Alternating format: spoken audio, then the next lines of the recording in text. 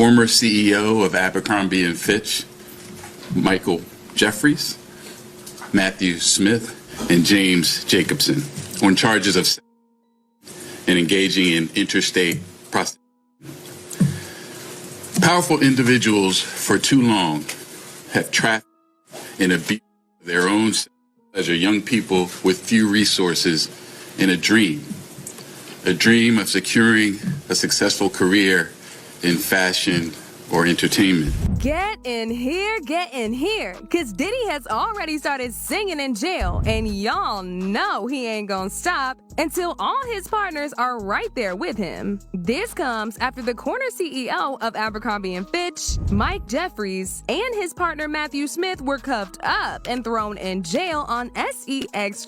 charges. They were caught coercing male models into freak-off acts without their consent. They even went as far as pumping them up with several hard substances to get them to indulge in things that they didn't want to. Not only that, but even after using these men, they still didn't give them the opportunities they promised them, leaving them broken and without a career. This was an entire enterprise, and they literally had people on payroll to recruit these men, test their abilities in the bedroom, force them into signing NDAs, and threaten to take them out if they told anybody. Now, I don't know about y'all, but this is literally Diddy 2.0. And what makes it even more disturbing is that these are only the cases that have been reported from victims who were turned out and mistreated between 2008 and 2015, even though there are reports suggesting they've been doing this all the way until last year when they got exposed by the BBC. Yeah, y'all heard that right. The BBC was actually the first to call them out when they put up a heated investigative article detailing all the depraved things that Mike and Matthew had been getting up to. They revealed this last year when they accused Mike and Matthew of hiring their associate James Jacobson to act as a recruiter to select these young men who really wanted a career in modeling. These men would then be coerced to engage in freak-offs with Mike and Matthew. Some of these freak-offs were private, and others would be in huge parties similar to what Diddy was doing. A sick part about this is that they would intentionally target heterosexual men who expressed that they would be unwilling to engage in certain acts, including anal S.E.X., who were then forced to take part in such activity. James allegedly engaged in tryouts where he paid men to engage in sex acts, and Matthew allegedly selected which men would be flown to his and Jeffrey's homes or to hotels around the world. According to the indictment, the itineraries provided to victims resembled that which would be used for a typical photo shoot or modeling job, obscuring the nature of sex events to which they would then be taken. Men were physically groped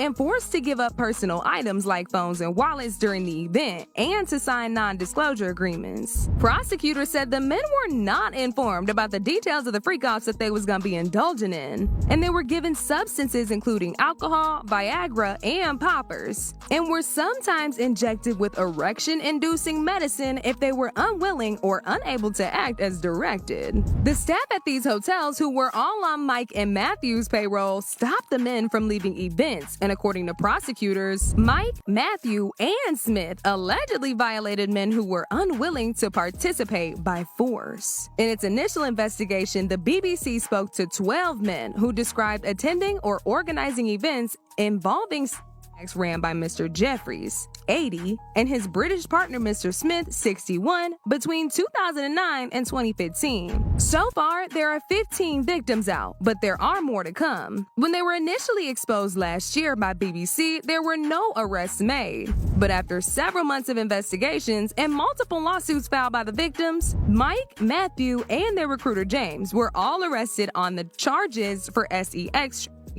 However, Mike was released after posting a bail bond of $10 million, and James was also released after posting a bond of $500,000. The U.S. Attorney for the Eastern District ain't playing with them either, because he put out a statement slamming them and encouraging more victims to come out so that they can help take out this criminal enterprise. This case should serve as a warning. prepared to trade that couch for a bed in federal prison. But this is where things get even messier, because word on the street is Diddy was also one of Mike and Matthew's associates, and he allegedly participated in the things they did to those young men. Now, it's unclear if this is really true, or if people are just trying to link him to it, since he pretty much did the same thing to women, children, men, and even pregnant women. In fact, not too long after Mike and Matthew and James were arrested, Diddy also got slapped with 7 new SA lawsuits, with one of them being a 13-year-old girl at the time of the alleged SA, and another being a 17-year-old boy. The 13-year-old victim claims it happened in 2000 when she was invited by a limo driver to attend an MTV Music Awards after party that Diddy was having in New York.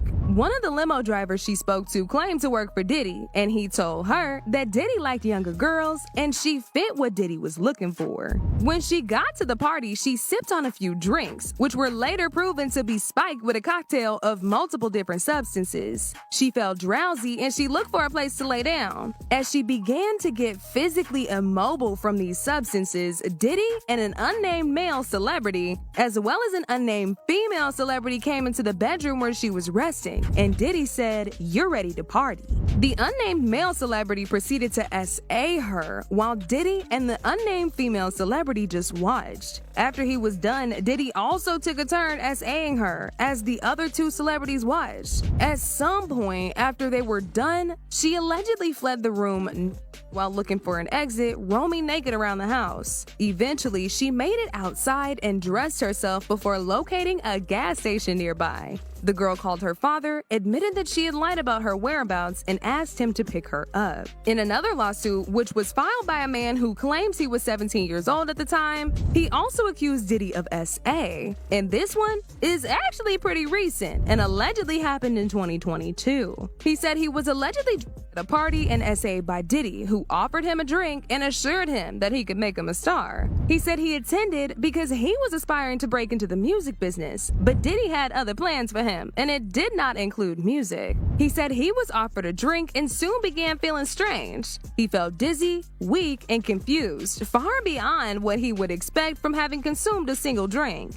It became clear to him that something was wrong. He realized later he had been drugged. According to the lawsuit, Diddy gripped his genitals for an extended period of time, trying to get him aroused. Child, it's a mess, y'all. But it looked like these victims are really gonna be getting their justice very soon, because all these powerful men are getting exposed, and it's only up from here. As usual, people had their own thoughts about this. Like this person who said, Diddy's never been a singer or an actual rapper, but he's in there singing his lungs out right now. Another person said, between P. Diddy details, the Menendez Netflix series, and now this, my ears have had enough. Going to watch The Price is Right to decompress. But now I want to know your thoughts. What do y'all think of Mike Jefferies and Matthew Smith getting arrested? And do y'all really believe Diddy had something to do with it? Y'all been knew what to do. Let me know your thoughts.